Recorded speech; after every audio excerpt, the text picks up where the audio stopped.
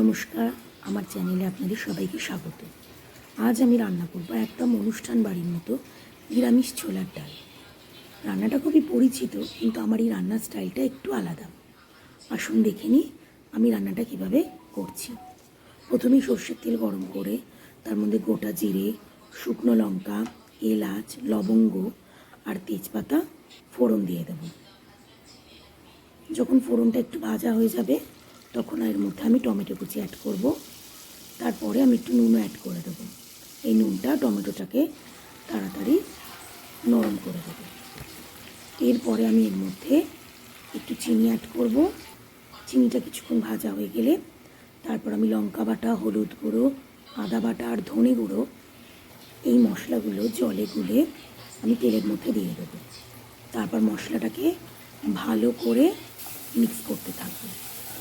যখন মশলা থেকে তেল ছেড়ে আসবে তখন আমি এর মধ্যে আগে থেকে সেদ্ধ করা ছোলার ডালটা অ্যাড করে দেবো। এরপর আমি ছোলার ডালটা মশলাটার সাথে ভালো করে মিশিয়ে নিব। তারপরে আমি রান্নাটাকে চাপা দিয়ে স্লো কুক হতে দেব। এই সময় আমি অন্যদিকে আলাদা একটা প্যানে একটু ঘি গরম করে নেব। তার মধ্যে আমি একটু নারকেল কুচি আর কাজু আর কিশমিশ দিয়ে হালকা নরম করে ভেজে নেব। বেশি ভাজবো না, যাতে নারকেলটা শক্ত না হয়ে যায়। এরপর আমি এই নারকেল আর কাজু কিশমিশটা ডালের মধ্যে অ্যাড করে দেব।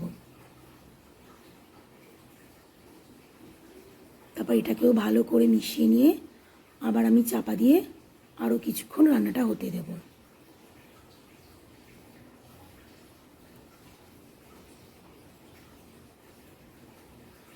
এরপর রান্নাটা যখন একদম শেষের দিকে চলে আসবে তখন আমি অন্য একটি প্যানে আর একটু ঘি গরম করে নেব।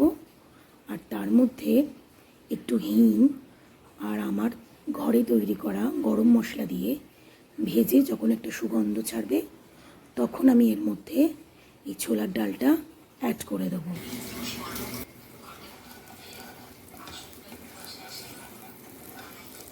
এরপরেই একদম রেডি এই সুস্বাদু নিরামিষ ছোলার ডাল। এটা লুচি বা পরোটা সব কিছুর সাথে একদম পারফেক্ট।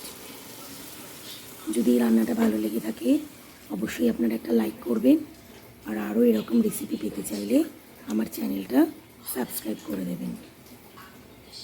Thank you.